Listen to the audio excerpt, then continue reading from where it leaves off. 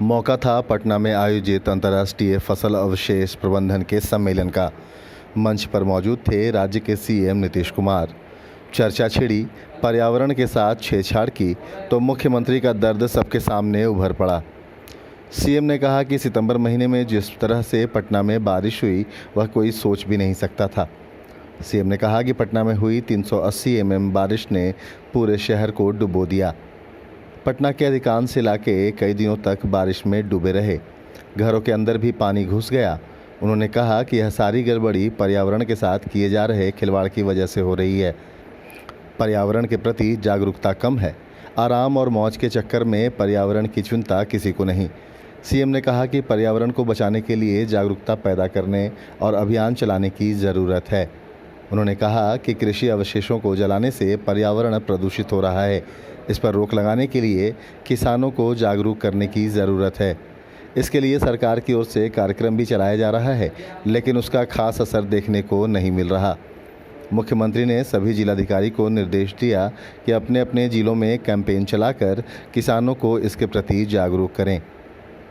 Sanmarg live के लिए पटना से अनिल कुमार के साथ ब्यूरो रिपोर्ट। सभी जिले से आए किसान प्रतिनिधिगण, कृषि विभाग के क्षेत्रीय पदाधिकारीगण, राज्य सरकार निदेशक कृषि, निदेशक उद्यान, अंतर्राष्ट्रीय संस्थानों एवं भारतीय कृषि अनुसंधान परिषद के विभिन्न संस्थानों से आए देश बिल एवं मेलिंडा गेट्स फाउंडेशन के प्रतिनिधि, उद्योग जगत के प्रतिनिधि, पंजाब हरियाणा के साथ 2 दिवसीय अंतर्राष्ट्रीय फसल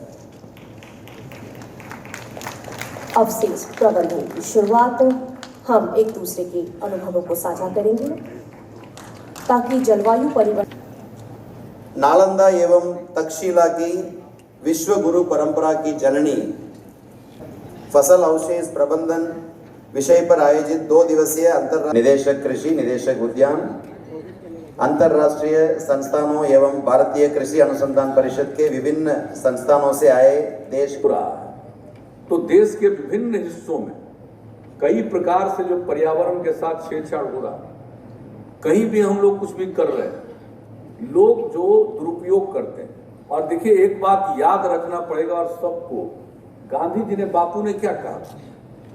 बापू ने तो यही बताया है अपने जीवन काल में कि भाई ये जो धरती है, पृथ्वी है, सबकी जरूरत को पूरा कर देगा, लेकिन अगर लोगों के मन में लालच का भाव है उसको ये पूरा नहीं कर सकता। वो तो यही रहा है।